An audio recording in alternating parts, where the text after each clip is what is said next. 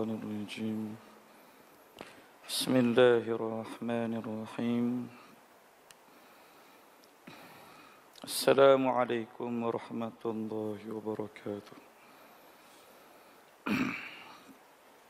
الحمد لله رب العالمين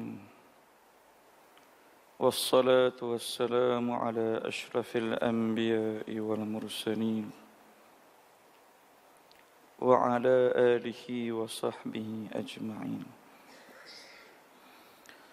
أشهد أن لا إله إلا الله وأشهد أن محمد رسول الله رب اشرح لي صدري ويسر لي أمري واحلل عقدة من لساني يفقه قولي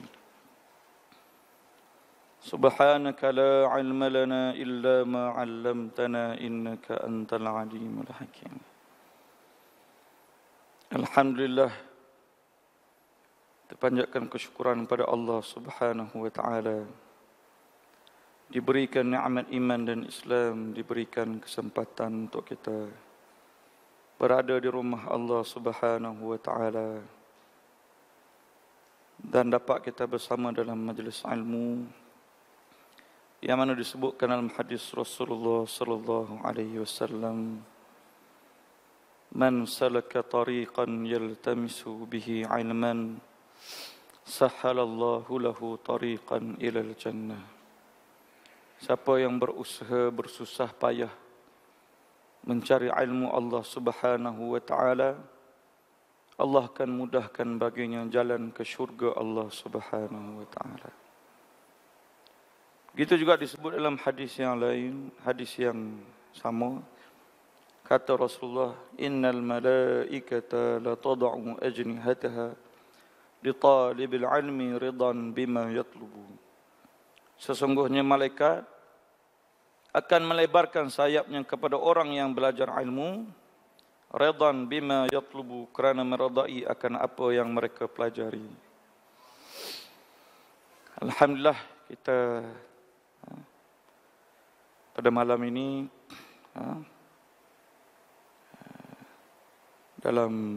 masih lagi dalam bulan Muharram.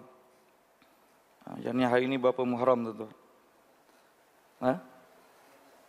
19 ke 20? Dia lepas maghrib 20 dah. Dia bukan macam orang kafir ke 12 malam. Kita maghrib ni dah masuk hari seterusnya. Jadi malam ni malam yang ke-20. Macam kita semain tarawih lah. Puasa yang pertama, tarawih itu yang kedua dah, malam yang kedua. Ya. Jadi masih lagi kita dalam bulan Muharram, masih lagi kita,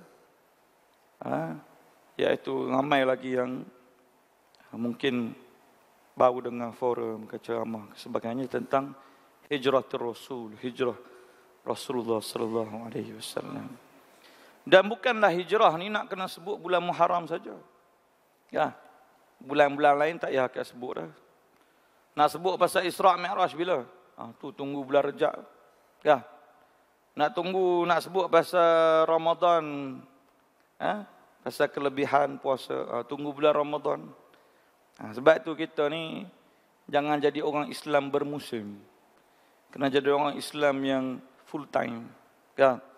Islam dari segi akidahnya, dari segi syariahnya, dari segi akhlaknya, dari segi pribadinya, dari segi keluarganya, dari segi masyarakatnya, dan negara pun Islam juga. Kalau orang ni dia pergi judi haram, kalau negara ni dia bagi lesen judi, haram ke tidak? Haram jugalah. Tiba-tiba hari ni ada judi halal, ada judi haram. Kalau macam tu orang Islam pun, saya berjudi halal hari ni, esok saya berjudi haram. Sebab tu Islam ni bukan untuk peribadi saja, untuk keluarga, untuk masyarakat. Negara tu pun kena Islam, ikut apa Allah sebut. Kalau orang kita ni pun kena hadir pergi masjid semayang jemaah 5 waktu, tak boleh pergi konsert. Haram pergi konsert tu. Lepas tu kalau negara kita buat hari ni buat selawat perdana, esok dia buat konsert perdana. Haram ke tidak? Haram lah. Maksudnya politik pun kena Islam, ekonomi pun kena Islam. Kalau kita pun melabur dekat bank yang ada riba, ya, tiba-tiba negara kita melabur, semua sumber kewangan dia ada riba, haram ke tidak negara itu sumbernya? Haram lah. Tapi orang tak nampak, dia masih lekat lagi, sekular dalam kepala, lekat, tak boleh cabut, ya. Macam kenegam. Bagi dia, Islam ni agama untuk peribadi. Masing-masing, zikir, semayang, sudah. Dalam masjid ni jangan sebut bab politik. Ya, orang nak mengaji Quran. Nabi tu, cuba tengok dalam hijrah. Ya, sebab itu Allah sebut dalam Quran, surah Al-Ahzab, ayat 21. A'udzu billahi minasyaitonir rajim. Laqad kana lakum fi Rasulillahi uswatun hasanah liman kana yarjullaha wal yawmal akhir. Sesungguhnya adalah bagi kamu pada diri Rasulullah sallallahu alaihi wasallam itu contoh ikutan yang baik. Uswatun hasanah. Bukan contoh untuk pribadi saja. Nabi juga dia jadi nabi rasul. Dia juga kira imam mufti. Dia juga pemerintah presiden. Kena ikut sunnah dia. Jangan ikut sunnah Nabi ni pakai jubah, pakai serban saja. Ya. Dari segi politik Islam, ekonomi Islam, cara pemerintahan Islam tak ikut. Ya. Dari segi fungsi masjid ni, tak ikut fungsi Nabi. Nabi buat masjid bukan untuk sembahyang jemaah saja. Ya. Nabi beri arahan kepada rakyat, kepada orang Islam pun di masjid juga. Nabi bermesyuarat, sidang parlimen di masjid juga. Nabi beri khutbah tentang nasihat agama Islam ni di masjid juga. Kalau orang bukan Islam datang nak jumpa Nabi, jumpa kat mana pejabat Nabi ni macam Putrajaya tu? Di masjid. Ya. Nabi tak kata jumpa saja dekat Dewan MBSA ke? Tak ada. Nabi suruh jumpa kat masjid. Datang masjid. Kalau ada wakil-wakil negara luar datang, Rom, Parsi ke, nak jumpa Rasulullah, kat mana? Kat masjid. Kan? Kita ini orang bukan Islam datang, apa pasal datang masjid? Keluar. Nampak? Pelik tak orang hari ni. Dia tak ikut uswatun hasanah. Kan? Jadi, yang ikut Rasulullah ni sebagai uswatun hasanah ni siapa? Liman kana yarjullaha wal yawmal akhir, yang mana sentiasa mengharapkan keredaan Allah dan balasan baik hari akhirat. Sebab itu cara kita nak mengaji pun kena ikut macam para sahabat dengan Rasulullah. Kan? Para sahabat ni dia duduk rapat-rapat dengan Rasulullah. Kalau jatuh daun pun tak jatuh kat lantai. Kita kalau letak lembu seekor ni muat tak kat depan. Kan? Bukan lembu, kayu balak pun muat lagi. Kan? Jadi jangan duduk jauh-jauh kat luar, kat tepi tiang. Nanti takut hilang. Ya. Kena duduk rapat-rapat. Jadi sebab itulah apabila kita faham dah perjuangan Rasulullah sallallahu alaihi wasallam ini bukan sunnah Rasulullah ni, bukan hanya dalam bab makan kurma, dalam bab ni kena makan cuka apple, cuka ni makanan sunnah. Tak, semua dalam kehidupan kita ni. Ya. Sebab itu apabila Rasulullah sallallahu alaihi wasallam mula-mula dapat wahyu daripada Allah, malaikat Jibril datang, kan? Iqra, baca. Nabi kata, ma ana biqari. Aku tak boleh baca, Sebab Nabi ni bukan boleh baca, dia buta huruf, kan? Tapi dia cerdik, kan? Hari ni orang ramai boleh baca, tapi bodoh. Tu yang terbalik tu. Kan? Sebab apa? Dia boleh baca Quran, dia boleh baca tentang Islam, tapi tak nak ikut Quran. Tak nak ikut Islam. Pelik tak? Nabi dia tak boleh baca. Kan? Dia tak boleh eja pun. Tapi dia hafal Quran. Sebab itu Allah sebut dalam Quran, kan? Allah tempelak manusia ni, kan? Lahum qulubul la yafqahuna biha. Dia ada hati, tapi tak boleh fikir, tak faham Islam ni. Allah tak sebut dia ada otak. Allah sebut dia ada hati. Kan? Hati itu sebab apa? Hati ni raja kepada anggota badan. Lahum adhanul la yasma'una biha. Dia ada telinga, tapi macam orang pekak. Tak nak dengar ayat Quran, hadis Rasulullah. Kan? Orang sebut suruh berjuang Islam ni. Kan? Dia tak nak berjuang. Kan? Ikutlah siapa pun nak buat Islam. Politik lah, ni lah, tu lah. Tak payah kisah lah. Kan? Ni orang jenis tak faham Islam. Sebab itu Nabi kata, man lam yahtamma bi amril muslimin falaysa minhum. Siapa yang tidak hiraukan tentang masalah umat Islam, bukan di kalangan orang Islam. Betul kita sebut tadi masalah riba, masalah orang judi sebagainya. Macam mana nak selesaikan? Boleh ke dengan ceramah tiap-tiap hari orang dengar? Kan? Boleh, ada kesedaran. Tapi tak selesai. Tu kilang kasbek tu bila nak tutup? Kan? Cuba tuan-tuan tengok kalau ulama datang Malaysia ni. Saya ingat Ustaz Nazmi Karim dia ceramah. Kan? Dia bawa Syekh Mahmud Siam ke siapa dah. Dia tanya ni apa? KLCC ni apa? Menara Kuala Lumpur ni apa? Ni apa? Sampai ke Shah Alam ni apa? Ni Masna'il Khamr. Ni kilang arak Syekh. Dia kata Allah, kilang arak kat Malaysia. Punya ramai ulama, punya ramai orang ngaji Quran, hafiz, kilang arak sebesar-besar ni. Ya. Itu baru ulama yang datang. Kalau Nabi datang ziarah Malaysia ni, dia tengok. Kan? Tak boleh jawab kita. Nabi tanya, tu atas bukit tu apa? Tu Genting Highland. Apa dia atas tu? Tu orang berjudi atas tu. Macam mana nak buat? Ya. Caranya dengan melengkapkan perjuangan Islam tu bersama dengan politik Islam. Tapi ada juga jenis perangai macam Hizbut Tahrir ni. Ada Hizbut Tahrir kat sini. Ya. Dia tolak Islam, tolak politik. Bukan tolak Islam, tolak politik Islam. Dia kata tak payah ni demokrasi parlimen ni. Apa benda ni? Ini bid'ah semua ni. Ya. Ini semua benda ni bukan cara Nabi berjuang. Nabi berjuang ni cara syura.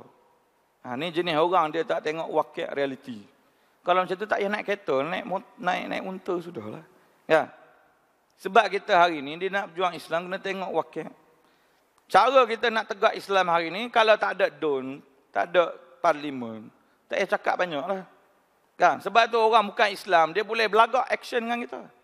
Dia boleh cabar kita, hudud sebagainya. Sebab dia pegang negeri tu, dia pegang parlimen tu, dia pegang DUN ni. Kau orang Islam hebat sangat pun, menang berapa banyak sangat parlimen. Sebab tu kita jangan jadi bodoh. Ya. Pilih orang yang nak laksana Islam.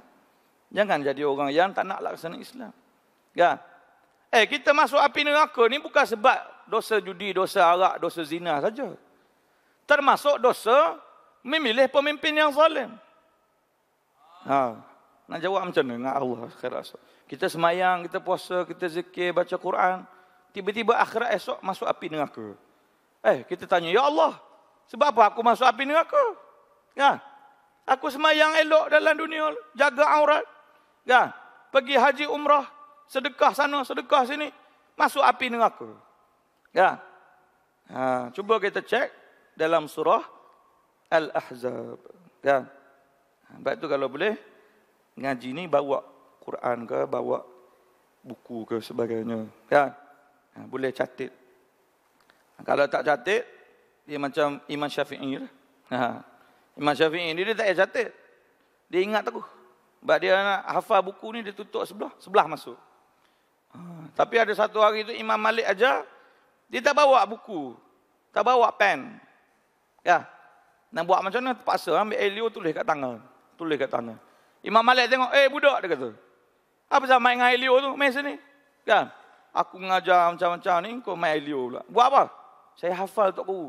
Kan? Cuma saya tak bawa pen, tak bawa kertas. Kan? Tipu kamu ni. Bawa, tak bawa pen, tak bawa kertas, main Elio. Kamu sebut apa yang aku ajar ni, kitab Muwatta.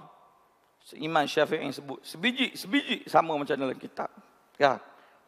Maksudnya kalau tuan-tuan tak payah bawa apa tu, Imam Syafi'i. Ya. Akhir zaman. Tak apalah tu. Ya. Sebab takutnya lupa. Tak tulis. Kan? Al-ilmu ni kasaid. Ilmu dia macam binatang buruan.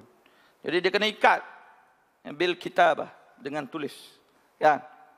Tak kisahlah tulis pakai note dekat handset pun.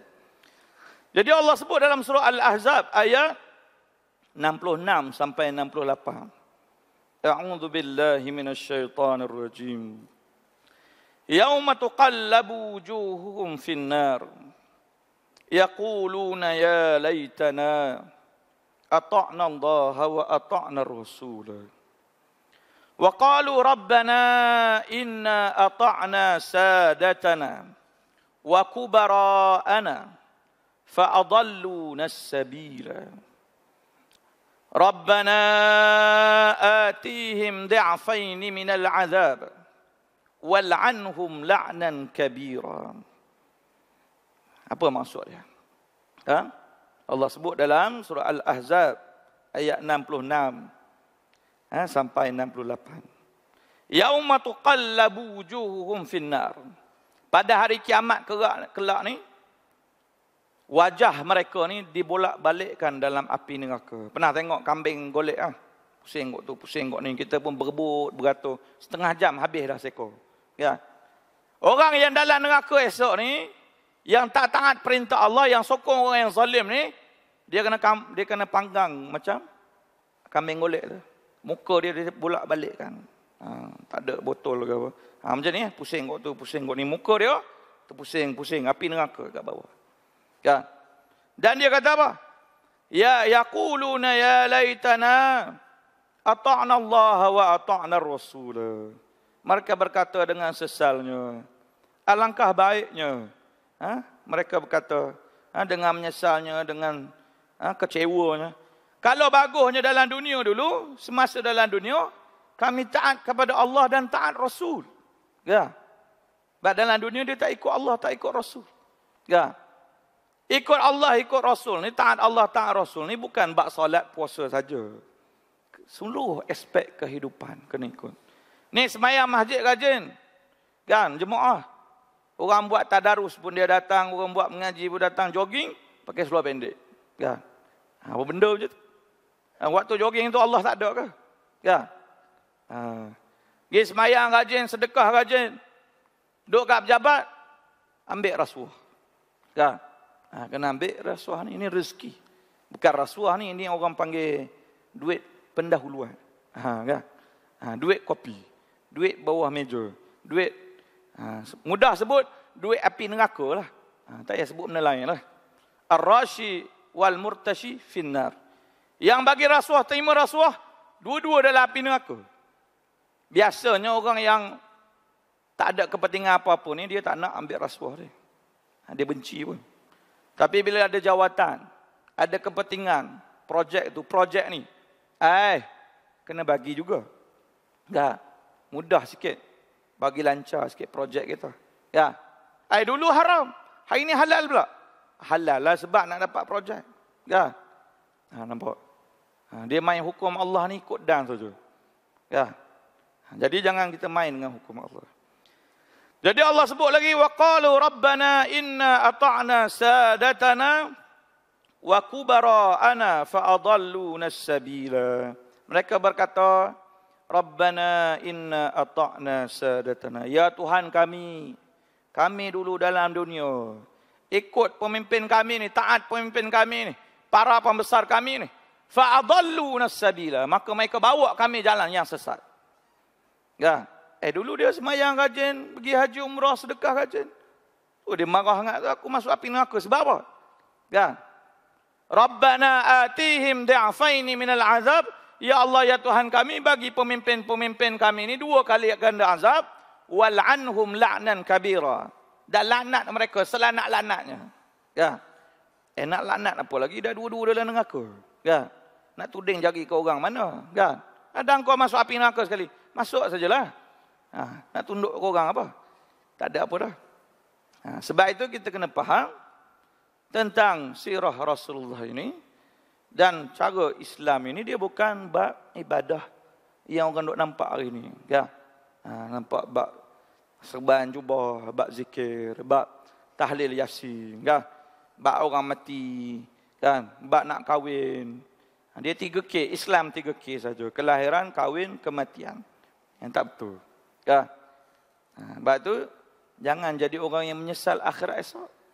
Kita sembahyang rajin, sedekah rajin, buat ibadah semua rajin, tapi pilih pemimpin zalim. Zalim ni maksud apa? Meletakkan sesuatu bukan pada tempatnya. Kan? Contoh kita letak pen ni, letak kat bilik air. Kan? Pen ni guna untuk tulis, bukan letak bilik air. Takkan nak istinja pakai pen kot. Kan? Pelik tak? Jadi sama juga, orang yang zalim ni, Allah suruh taat perintah Allah, dia pergi buat dosa maksiat. Tu orang zalim. Kan? Sebab tu kita doa, Rabbana zalamna anfusana, ya Allah, ya Tuhan kami menzalimi diri kami. Kan? Bukan kata peribadi saja zalim, kalau pemerintah itu pun dikira zalim apabila dia tidak melaksanakan hukum Allah. Hukum Allah ni kena laksana, tapi dia tak nak laksana, dia simpan. Quran ni simpan. Macam tu saja. Tak payah ambil hukum dia. Kan? Jadi mereka ni pemimpin yang zalim. Tak nak laksana hukum Allah. Ada juga orang lain pula, dia kata saya pun berjuang Islam juga. Tapi kita tangguh dululah. Sebab hudud kisah ni. Nanti orang bukan Islam lari, tak nak undi. Orang macam ni, orang yang lemah iman. Saya mengaji juga agama ni. Kena tengok fiqh al-awlawiyat. Kena tengok fiqh maqasid syar'iyah. Kena tengok fiqh ma'alat. Kena tengok fiqh muwazanat. Wah, orang pun, apa benda fiqh tu? Aku fiqh bab zakat pun tak kerti dah. Macam-macam fiqh lagi ada. Ya. Lepas dia sebut-sebut tu, dia kata kesimpulannya, tak payah laksana hukum Allah lah. Banyak mengaji, makin jadi tak kerti hukum Allah. Ya. Sebab apa? Sebab tak payah laksana. Kan? Sebab nanti bila laksana, orang kafir lagi. Kan? Orang makin ramai yang buat maksiat. Makin bila kita laksana hukum Allah ni, makin ramai orang berzina, makin ramai orang mencuri. Betul ke? Ya. Kalau boleh biar tak ada rasuah dulu, biar keadaan kondusif. Pelik orang sebut macam ni. Ya. Kita hari ni membantras jenayah. Boleh selesai jenayah begitu saja. Cuba tanya SPRM. Hari ni kita baru buat dialog dekat Hotel Intikma tu. Ya. Dia kata tak boleh nak cegah. Payah nak cegah rasuah ni. Sebab ramai orang ada kepentingan. Hakim pun rasuah, lawyer pun rasuah, polis pun rasuah, askar pun rasuah. Ya. Tok imam pun rasuah, ustaz pun rasuah. Ya. Menteri pun rasuah. Ya. Banyaklah rasuah. Sebab apa? Sebab bila dia ada kepentingan. Masing-masing ada rasuah. Ya. Jadi dia kata payah. Sebab itu bab dosa pahala ni bukan duduk dalam masjid saja. Duduk ngumpat dalam masjid. Masjid ni jangan ngumpat. Dia ingat dalam masjid ya haram. Dekat luar tu tak haram. Dalam WhatsApp apa tu tak haram. Ya. Dia pun sengih je. Orang duk ngumpat-ngumpat, dia pun buat smile. Good. Ya. Buat macam tu, ahadul muqtabid. Engkau pun sama ngumpat sekali. Ya. Dalam tu ada 100 orang dalam satu grup, WhatsApp ke Telegram ke. Pakai ngumpat orang, pakai kutuk orang, pakai ni orang. Lepas tu orang lain pun sengih, good. Kan? Buat macam lah. Ataupun dia baca saja, dia tak tegur pun orang tu. 100 orang ni pun terlibat sama dengan dosa ngumpat tu. Walaupun cakap tu 2-3 orang je. Ya. Sebab itu jangan terlibat sama. Ya. Sebab itu kita sebagai orang Islam kena faham Islam ni secara meluas. Ya. Islam dari segi segala sudut. Kalau kita nampak Islam dalam bab sembahyang puasa, tak lengkap cara kita faham Islam. Ya. Dan apabila kita tengok sirah perjuangan Rasul ini, dia ada banyak strategi dakwah, peringkat dakwah. Peringkat pertama dakwah dan strategi secara secara rahsia. Duduk kat rumah Arqam bin Abi Arqam, tarik. Keluarga-keluarga dulu, Siti Khadijah, kawan dia Abu Bakar As-Siddiq, Bilal bin Rabah, anak angkat Nabi Zaid bin Harithah. Kan? Siapa lagi? Ali bin Abi Talib, kan? Ni semua ni tarik-tarik dulu. Ada 50, 60 orang. Kan? Umar tak masuk lagi. Sayyidina Hamzah tak masuk lagi. Cari dulu yang mana boleh dekat-dekat. Sebab tu apabila kita pun Islam tu bila dalam keadaan fitnah, dalam keadaan diuji, nak dibunuh, nak dia apa, jangan sebut terang-terang, slow-slow dulu. Kan, cari orang dulu. Kan, kumpul. Kan. Dia kalau bak cari marketing ni, laju. Kan. Ni nak bisnes tak? Saya buat MLM, laju. Tapi nak lambat dakwah, slow. Kan? Dia payah nak sebut. Kan? Kita bak nasihat bak dunia kan laju. Kan? Makan kena makan elok-elok. Kira kalori pula tengok. Jangan makan minyak banyak sangat. Kan? Tapi kalau bak akhirat ni, tak ada siapa nak nasihat. Betul tak? Cuba tengok orang dia bawa motor, tak angkat tongkat. Kan? Banyak orang tegur dia. Bang, tongkat. Bang, tongkat. Kan? Semua orang tegur dia. Berhenti kat traffic light pun, bang, tongkat bang. Walaupun tadi dia tahu dah, saja dia tak nak angkat tongkat pun. Orang tegur lagi. Kan? Esok ni dia bawa motor yang sama juga. Tapi dia angkat tongkat.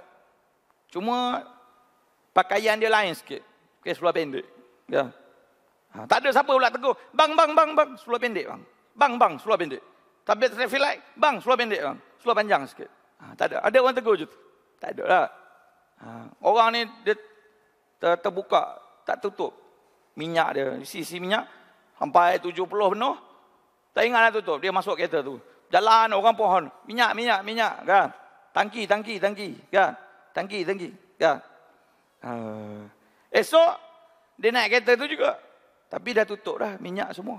Kan? Tapi, duduk dalam kereta tu. Kan?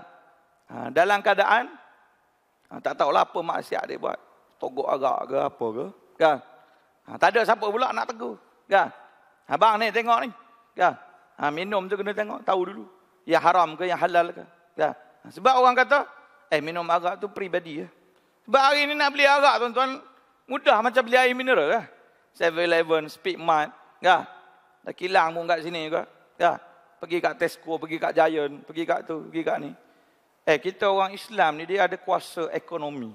Boleh boikot. Tuan-tuan tengok masyarakat orang Islam dekat Puncak Alam. Dia boikot Tesco tu seminggu. Tak masuk Tesco tu. Dia kata selagi mana ada jual arak, Tesco ni kami tak masuk beli. Kan? Seminggu tak masuk.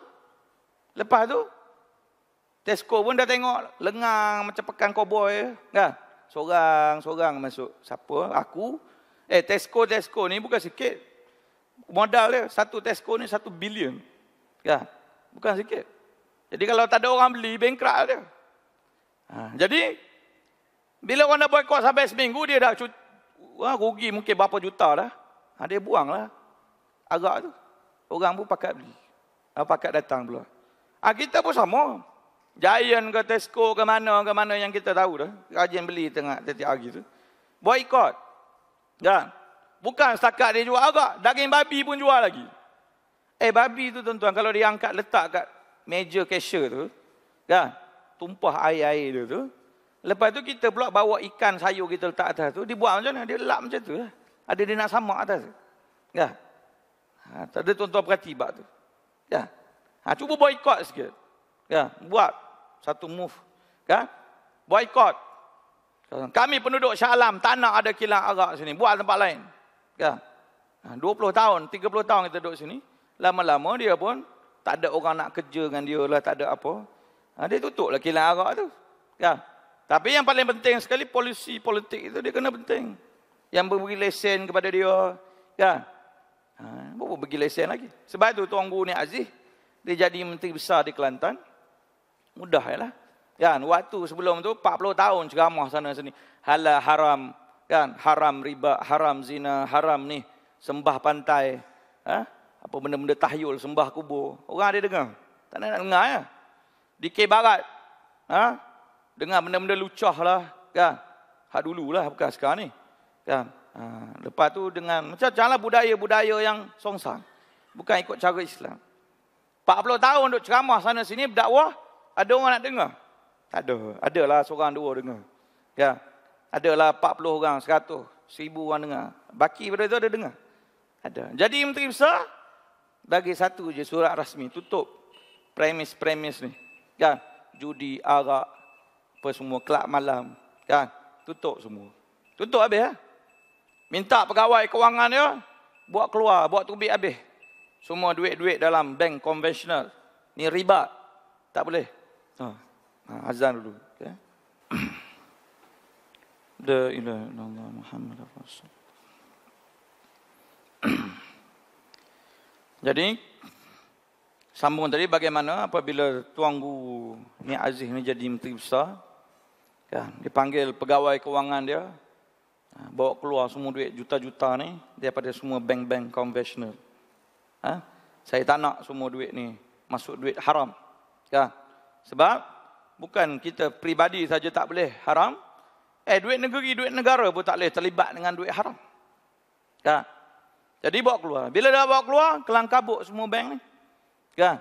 Dia pun datang jumpa seorang-seorang kumpul. Kan? Dia kata, Tok Guru, kan, menteri besar, kan? Tak boleh macam ni. Mungkin Tuan Guru tak faham dari segi ekonomi. Kita kena modal juta-juta. Baru kita boleh ekonomi mantap. Baru orang segang dengan Kelantan ni. Maju kita ni. Ya, yang perempuan pula, yang lelaki pula. Speaking lah apalah. Dia ingat Tok Guru ni tak faham Singlish ke? Ya, speaking macam mana pun. Kan, dia ada pegawai dia. Ya. Lepas tu, sejam, 2 jam tu habis semua dah cakap. Seorang pun tak ada cakap pasal dosa riba tu. Semua cakap pasal untung, rugi, ekonomi apa semua. Banyak cekadak dia lah. Ya. Tok Guru pun dia jawab mudah. Allah sebut dalam Quran, wa halallahu al-bay' wa harrama riba. Allah menghalalkan jual beli dan mengharamkan riba. Ada siapa nak jawab lepas? Ni Allah dah haram kan? Macam mana kita boleh buat ekonomi pula dalam keadaan riba? Nak maju macam mana pun macam mana pula dengan kita langgar perintah Allah? Semua dah senyap, tak boleh jawab lah. Sebab menteri besar ke depan tu. Kalau Tok Guru biasa je, dia tak ada, langgar pergi. Dia kata, Ustaz, tak payah cakap banyak lah. Ustaz pergi mesin ATM, pergi cucuk sudah lah. Kan? Tak payah sebut pasal ekonomi ni. Kan? Macam kita hari ni lah. Kan? Ustaz ceramah masjid boleh lah. Ustaz akan faham apa benda pun. Kan?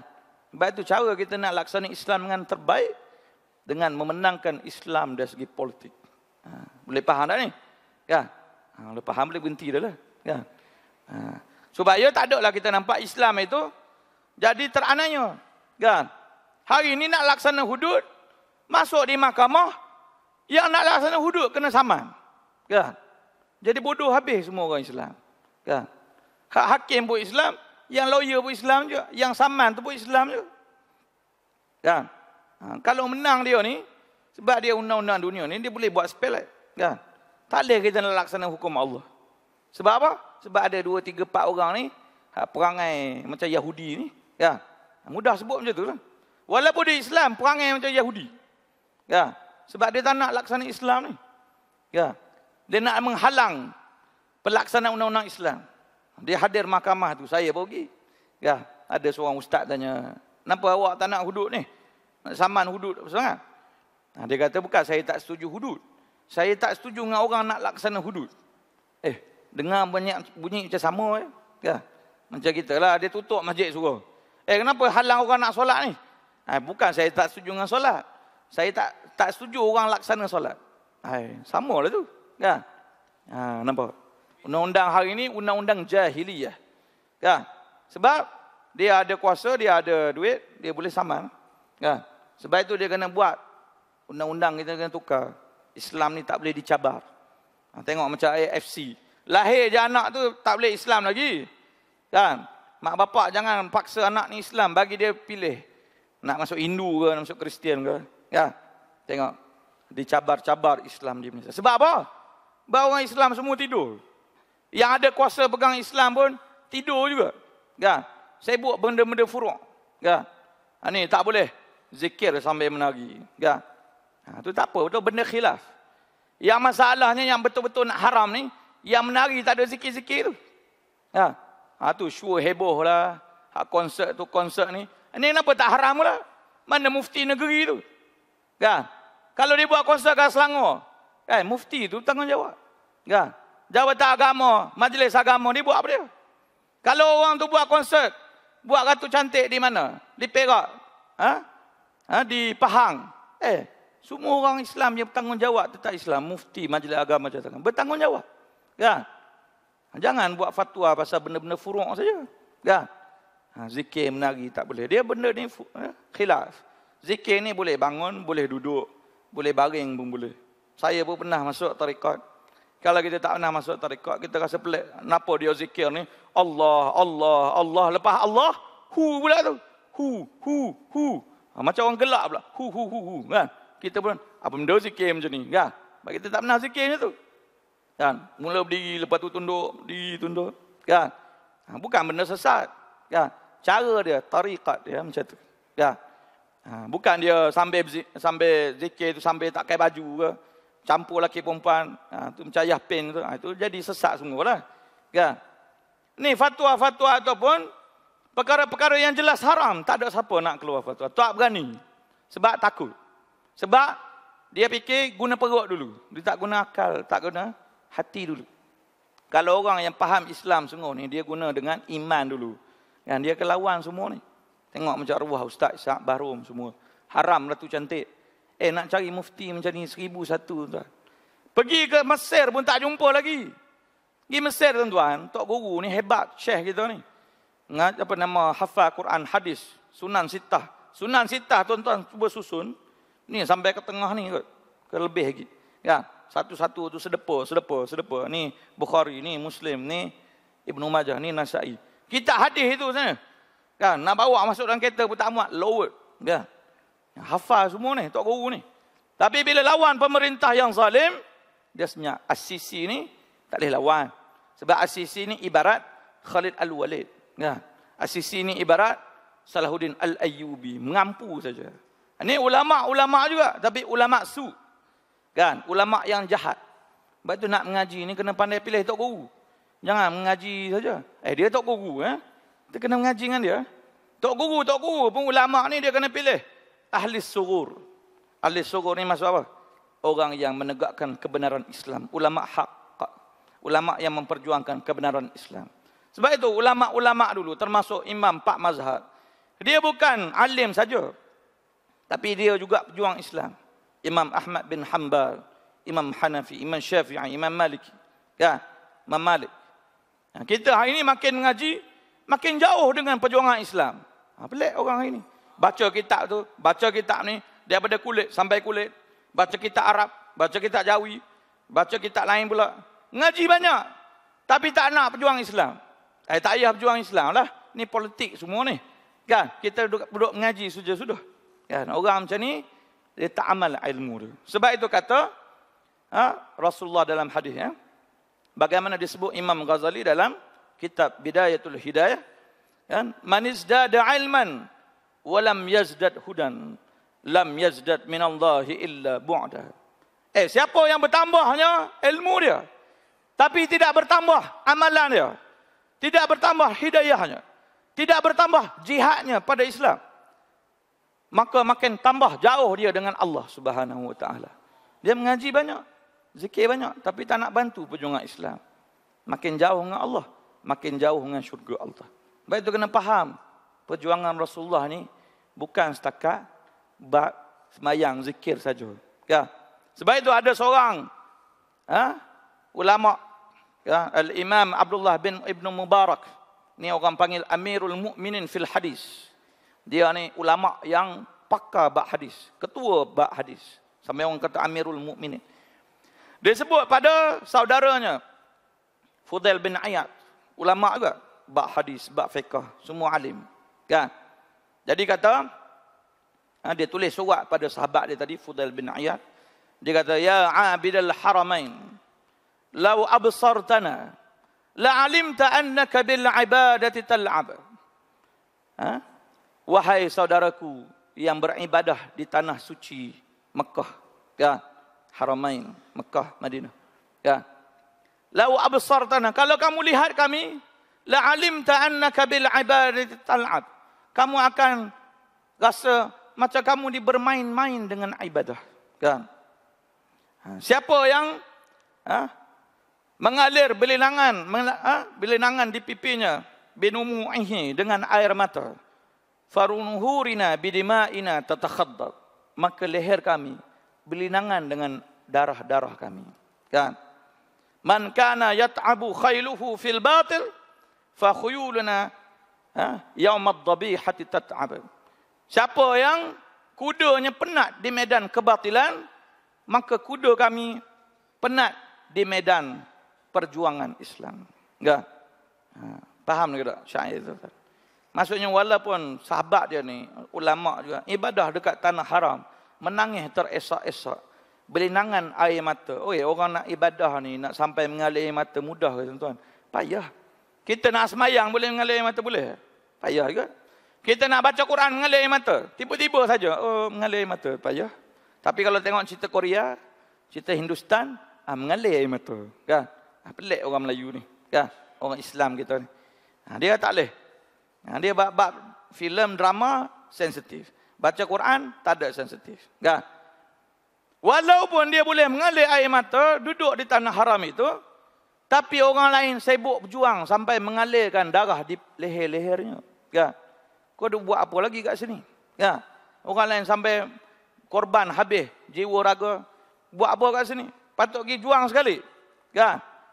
Sebab tu dia kata, kalau kuda kamu penat di medan kebatilan, kuda kita pun bawa juga penat sana sini. Orang lain kuda dia lagi penat dalam medan peperangan Islam. Sebab itu jangan kita jadi orang yang tidak faham Islam. Jadi perjuangan Rasulullah itu bermula dalam keadaan rahsia, kemudian secara terbuka. Nak terang habis semua satu kitab panjang, tapi kita buat secara umum. Bila dah terbuka, kan? Tapi strategi itu rahsia. Kan? Sebab apa terbuka ni? Waktu tu Sayyidina Hamzah dah masuk, Sayyidina Umar dah masuk. Rasulullah ni, dia doa Allah, ya Allah, minta Umar masuk dalam Islam. Minta Abul Hakam masuk dalam Islam. Abul Hakam ni Abu Jahal lah. Tapi asalnya orang panggil Abul Hakam, orang yang paling bijak. Kan? Kalau dia masuk Islam, kuat Islam. Kan? Sebelum Umar dengan Sayyidina Hamzah ni masuk, Nabi lepas pada kena seksa, kena hina, kena herdik sebagainya, Nabi pergi Taif, tuan-tuan. Pergi Taif, cari pembesar-pembesar, mana-mana orang yang boleh tolong Islam. Tak nak masuk Islam pun tak apa, tapi bagi perlindungan pada orang Islam. Nak kuat Islam ni. Kan? Bukan sekejap kat Taif ni, 10 hari. 10 hari pergi sana, pergi sini. Kalau kita ni naik tangga, naik lift, turun lift, pergi rumah orang tu, pergi rumah orang. Cari orang-orang yang ada pengaruh, kan? Pemimpin di Taif. Sebab di Mekah orang tak nak dah. Kan? Pergi sampai ke Taif. Kan? Pergi jumpa pemimpin tu. Pergi jumpa pemimpin, tanya macam mana pula? Boleh tak kamu bantu Islam? Boleh tak? Boleh tak? Kan? Semua kata tak boleh. Kan? Ni Islam ni bukan agama yang kami suka, mengarut saja. Kan? Lepas tu Nabi kata, okeylah kalau tak nak Islam, tak nak terima Islam, tolong jangan bagi tahu dekat kaum, dekat orang-orang kampung. Sebab nanti mereka memusuhi Islam. Kan? Senyap-senyap sudah. Kan? Sebab Nabi dakwah ke pemimpin dulu. Sebab dia kalau masuk Islam, 10,000 rakyat dia masuk Islam habis lah. Sebab pemimpin tu masuk Islam. Ini cerdik cara politik Rasulullah. Kan? Rasulullah ni orang yang hebat, pemimpin yang hebat. Tapi orang duk agung pergi Obama lah. Orang duk agung pergi mana pemimpin kafir lah. Ya. Dia tak nampak kehebatan kepimpinan Rasulullah. Ya. Jadi bila pemimpin-pemimpin tadi dapat tahu, dia kata tak apalah, baliklah dulu. Ya.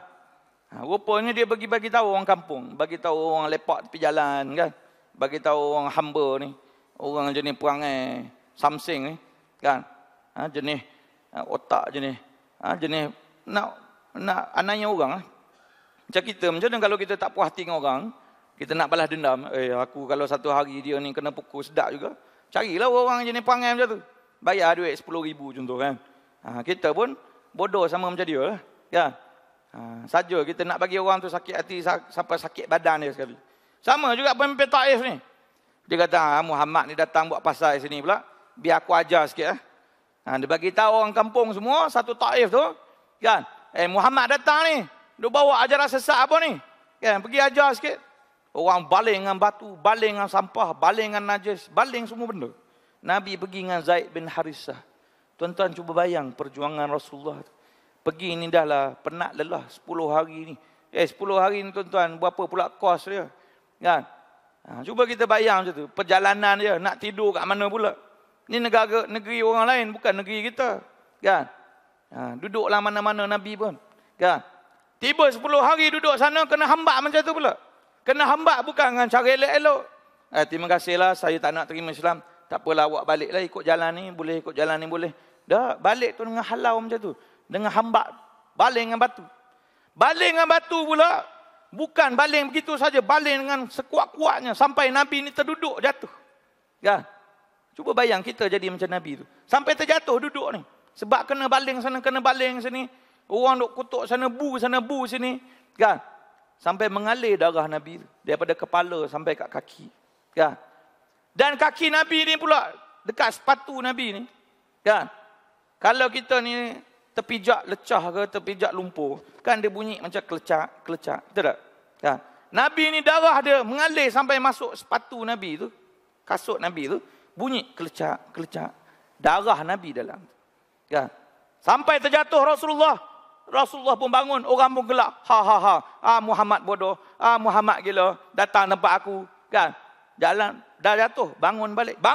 Kena baling lagi. Kena lempar lagi. Kena kutuk lagi. Sampai Rasulullah keluar daripada Taif.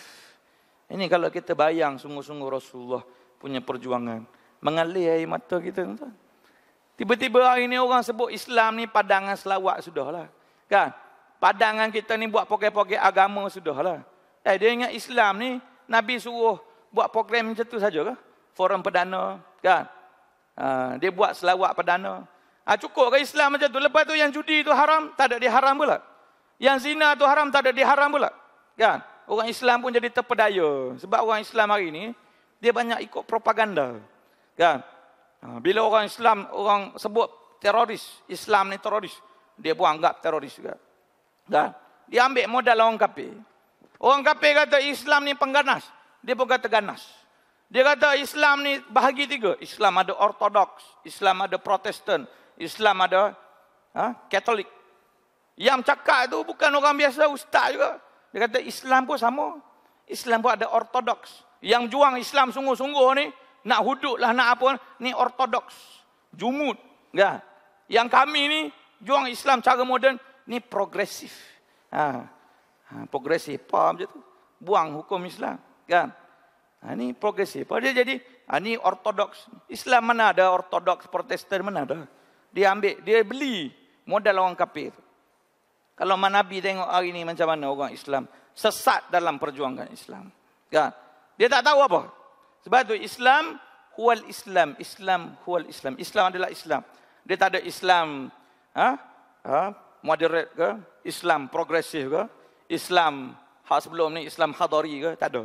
Islam saja. Nak tambah-tambah Islam pula. Nak lebih pada orang lain pula Islam. Islam saya berbeza dengan orang lain, Islam saya ni. Kan? Ataupun dia belajar tasawuf. Islam saya ni bab tasawuf saja. Tak payah campur bab masyarakat ni. Cukup kita ni berzikir, mengatik saja. Ini salah juga. Kan? Islam saya ni, Islam pribadi sudah. Kan? Cukup kita mengaji, sudah zikir, sedekah. Tak payah hirau orang lain.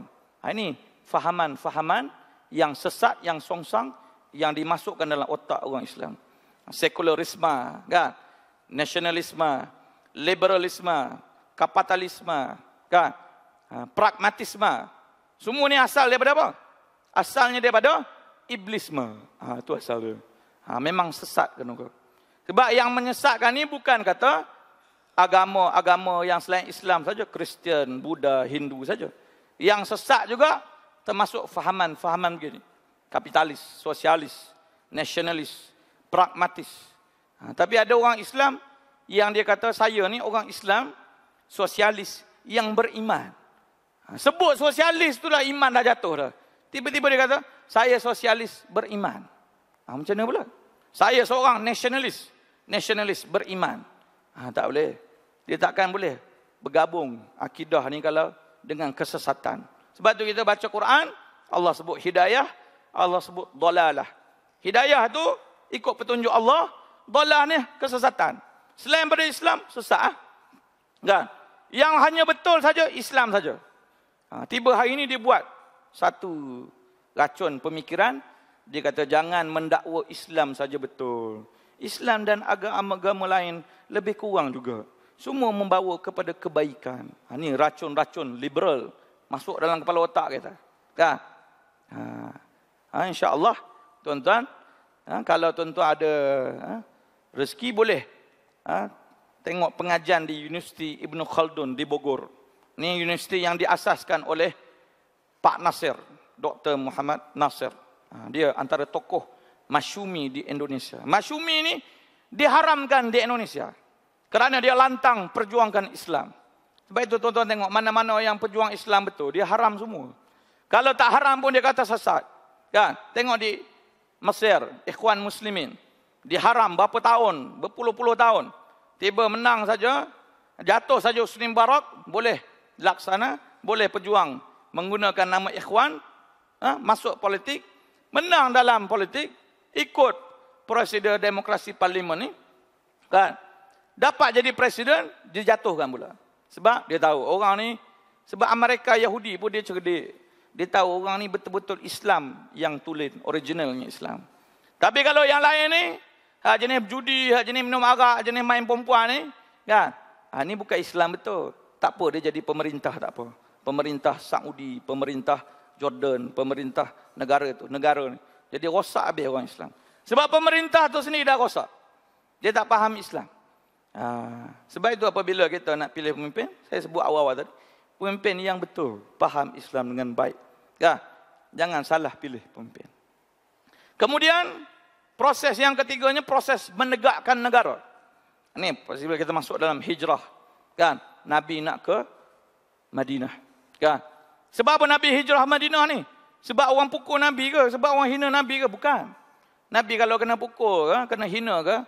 10 tahun, 20 tahun pun tak apa. Nabi tak serik pun. Tapi cuma duduk kat Mekah ni tak boleh laksana Islam. Kan? Pergi Taif, Taif tak boleh. Kan?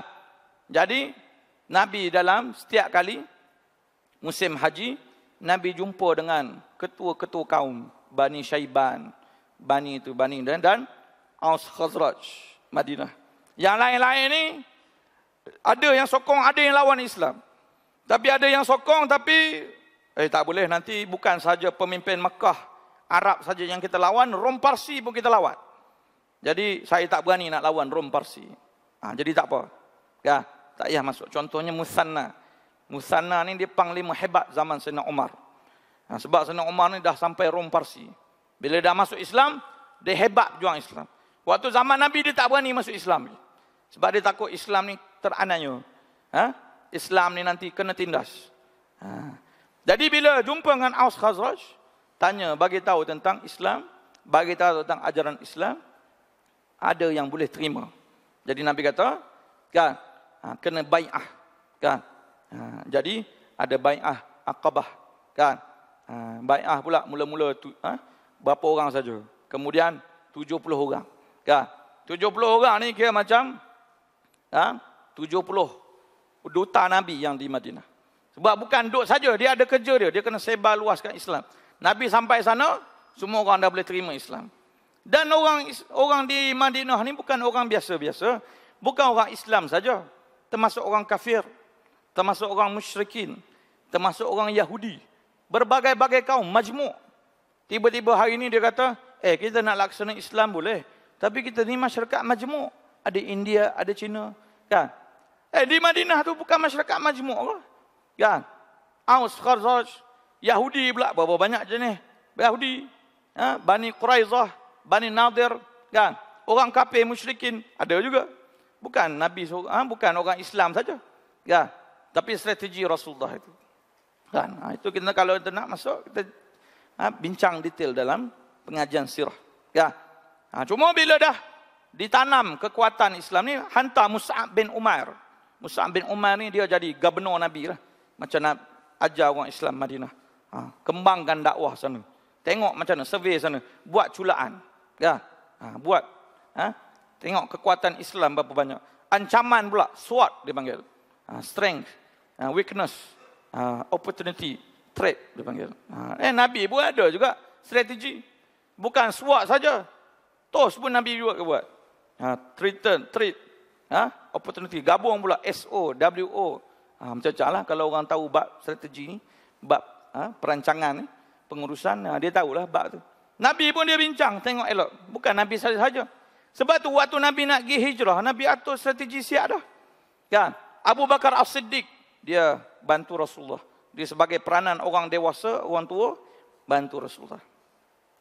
Sahabat yang teman Rasulullah. Yang kedua, peranan Abdullah.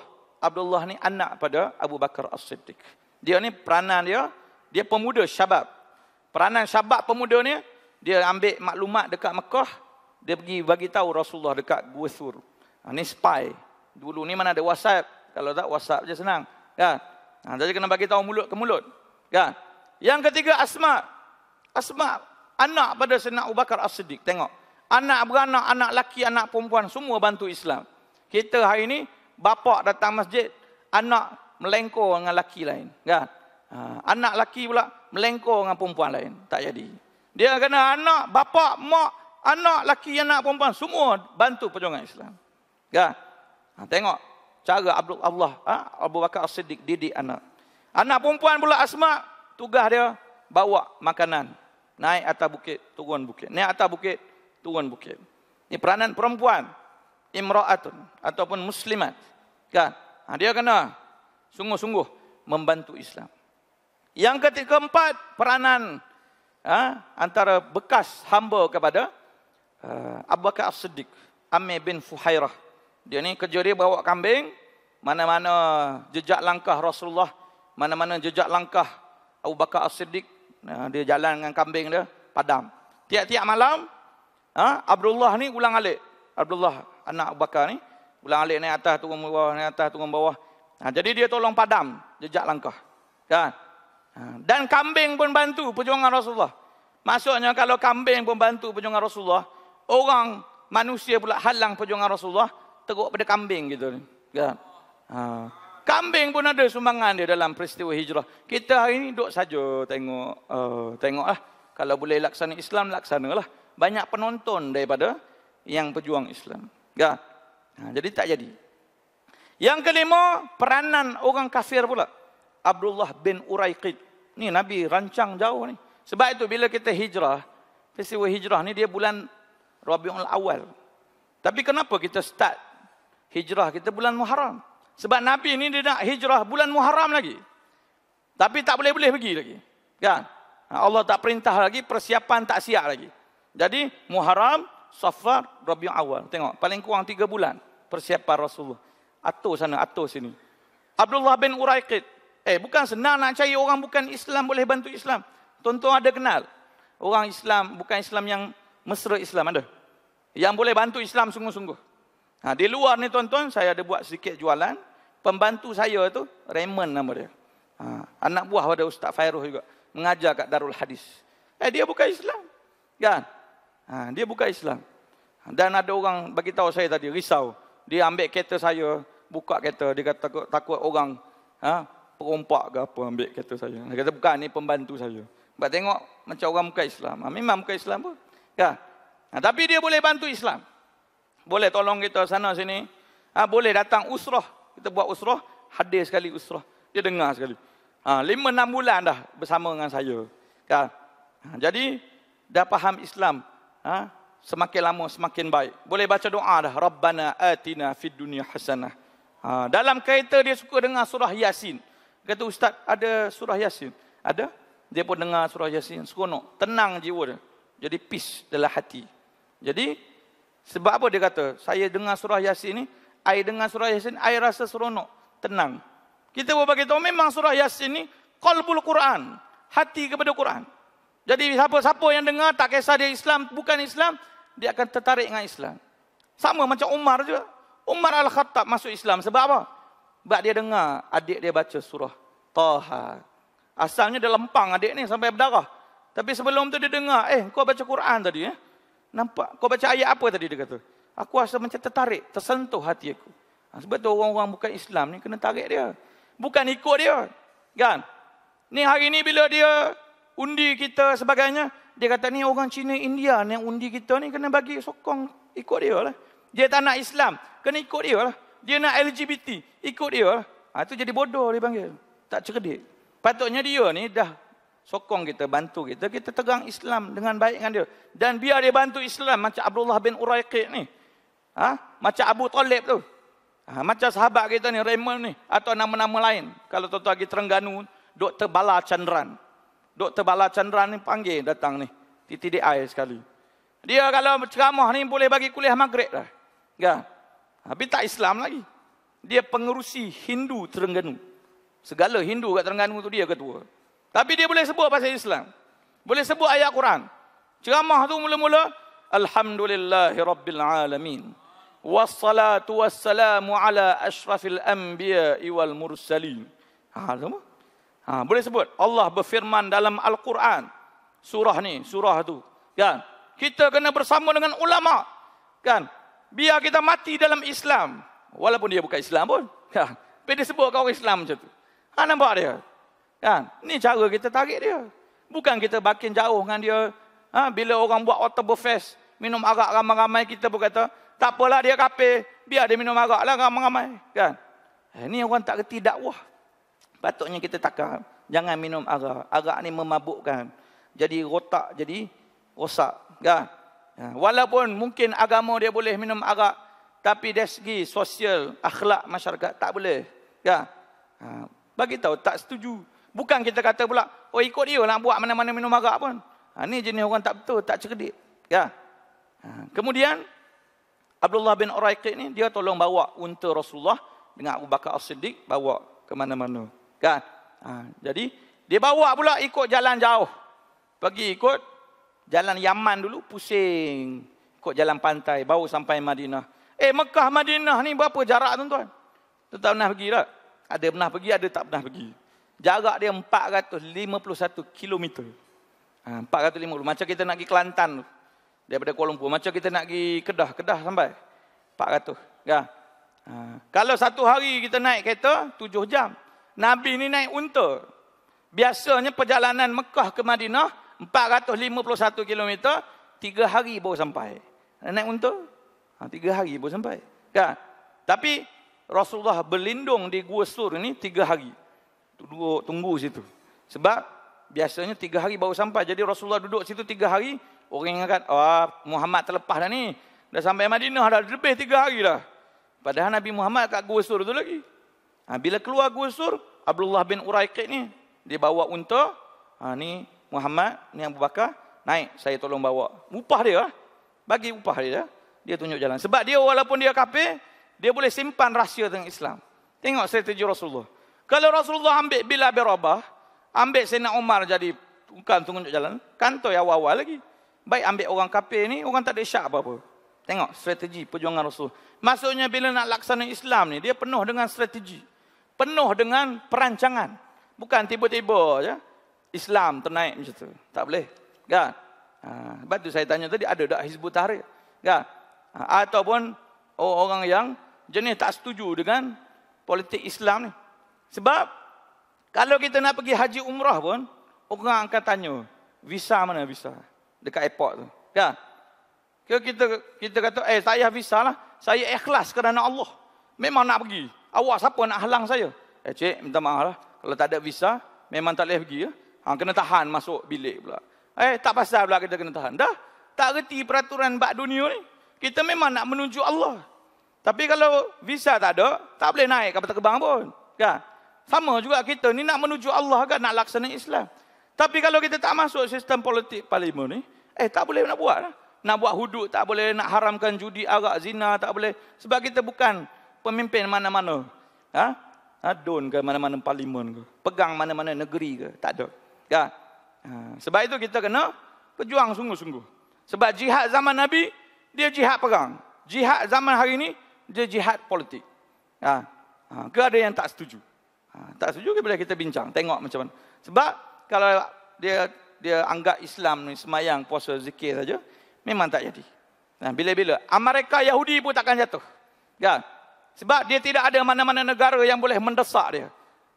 Boleh lawan dengan dia. Hantar tentera pergi ke Palestin. Mana negara ada? Tak ada. Sebab negara lain semua kecut. Tak ada telur semua. Kan? Tak berani dengan mereka. Tak berani dengan Yahudi. Tapi bila perang sama sendiri berani pula.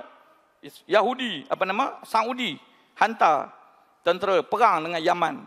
Sebab ni Syiah sebagainya. Kan? Syiah pula dibantu pula oleh Iran. Iran pula dibantu oleh Amerika. Jadi bodoh habis orang Islam. Perang semua sendiri.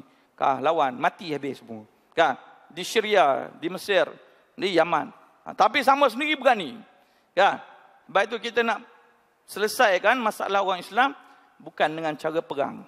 Bukan dengan cara perang. Jalan perdamaian, muwajahah silmiyah, perbincangan, perundingan. Nak perang, perang dengan kafir. Dengan Yahudi, dengan mereka. Ni Yahudi Amerika tak nak perang. Dengan Yahudi Amerika berunding pula. Perjanjian Balfour, perjanjian Camp David, perjanjian tu, perjanjian ni. Dengan orang Islam, perang pula. Kan? Jadi bodoh habis orang Islam. Ni yang orang tak faham tentang perancangan Yahudi Barat ni. Dia akan jadi rosak. Dah. Kemudian, peringkat yang seterusnya, bila Nabi dah mendirikan negara di Madinah, kan? Kemudian, Nabi tubuhkan negara dan penetapan ketua-ketua negara. Perancangan Nabi itu. Buat masjid dulu, kemudian persaudarakan Aus Khazraj. Biar tidak ada permasalahan kaum. Kan? Ni adik-beradik dia ni. Ni keluarga angkat dia ni. Ni orang ni. Ni orang ni. Kita hari ni sebab apa jadi huru-hara kaum? Gaduh Melayu, Cina, India. Sebab dia tidak ada persaudaraan. Kan? Sebab itu Tok Guru ni Aziz. Saya ingat ceramah ni. Dia ceramah depan orang India, Cina. Dia kata, kita ni semua saudara. Daripada Nabi Adam. Cina, India, Buddha ke Hindu ke Kristian, Islam ke. Semua daripada atuk kita ni Nabi Adam. Kita ni bersaudara sebenarnya. Kan? Dan saya nak ajak awak semua ni. Yang mana bukan beragama Islam. Mari kita sama-sama ikut agama Islam. Sebab Nabi Adam dulu, dia agama Islam. Yang Sami pun angguk. Yang Paderi pun angguk. Bagus. Sebab tu ada Sami-Sami Buddha. Dia pergi ziarah Tok Guru ni Aziz. Ada paderi-paderi Kristian, dia pergi ziarah Tok Guru. Sebab dia rasa seronok. Kan? Dia macam rasa adik-beradik. Kita hari ni ada masalah sikit saja. Kemek kita, kemek tu. Dia India, Cina. Jaga. Kan? Pantang keturunan nenek moyang aku. Kan? Melayu ni tak boleh. Takkan hilang Melayu di dunia. Kan? Melayu ni tak hilang tuan-tuan. Melayu kahwin Melayu, Melayu juga lahir. Jawa kahwin Jawa, Jawa lah. Jawa kahwin Banjar, Jabar. Ikutlah apa keluar kan. Kahwin dengan Boyan, keluarlah Boyan. Kan? Dia bab keturunan ni bangsa dia tak hilang. Yang hilang ni Islam. Sebab tu Nabi persaudarakan. Sebab Aus Khazraj ni dulu dia bergaduh bukan sekejap-sekejap. Bukan sikit-sikit. Kambing dia pergi makan kambing kampung orang sebelah, rumput orang sebelah. Perang terus. Kambing saja sebab kambing seekor.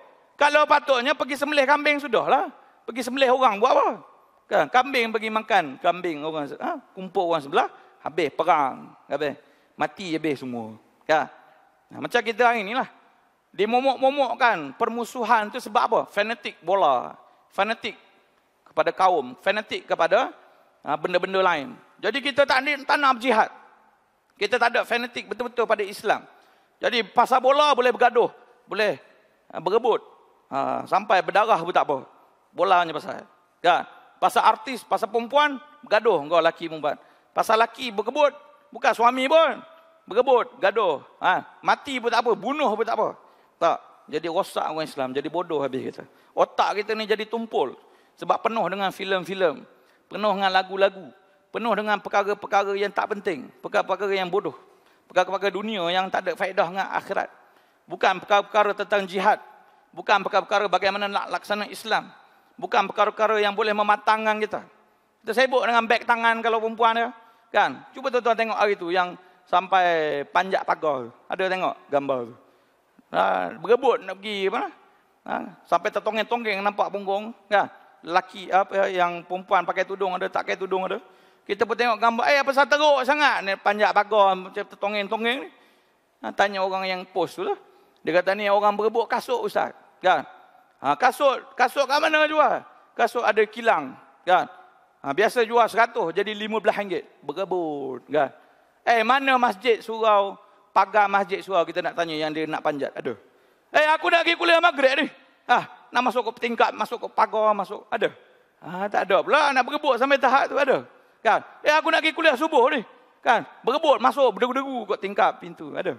Jadi tak betul je otak kita. Berebut pasal kasut, berebut pasal barang-barang, kan? Jadi tak betul habis. Kan? Masjid-masjid lengang, stadium penuh. Pusat hiburan penuh, kan? Apa lagi? Tempat-tempat judi penuh. Kan? Tempat bergaul bebas lelaki perempuan di pantai-pantai penuh. Kan? Jadi rosak habis semua. Perangai macam beruk, macam binatang habis. Sebab tu Allah kata, wallazina kafaru yatamatta'una wa ya'kuluna kama ta'kulul an'am wan naru mathwal lahum. Dan orang kafir itu dia hidup dan menikmati kehidupan dia, makan minum dia kama ta'kulul an'am, macam binatang makan, macam binatang hidup. Binatang ni dia bukan ada kira kahwin tak kahwin, kan? Dia nak sondol mana-mana jantan betina, dia ikut dia. Kalau orang kita pun, orang Islam ke, sama perangai macam orang kafir. Janji perempuan mana pun, terkangkang sana, terkangkang sini.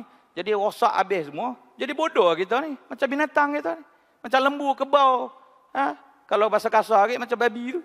Kan? Tak ada panduan hidup. Dan dia makan minum pun macam binatang. Makan minum ni binatang, dia mana ada kira halal haram. Dia ada kira, makanan ni halalan tayyibah dah. Makanan ni hasil duit rasuah, haram. Tak boleh. Dia kalau manusia mau fikir macam tu je. Tapi kalau bak babi khinzir ni, dia sensitif lah. Tak ada dia makan, saya nak stick satu, porknya. Ada. Tak belilah. Tapi kalau minum arak, dia boleh ambil kautim lagi. Tapi kalau duit haram, duit rasuah, dia boleh ambil lagi. Haram juga.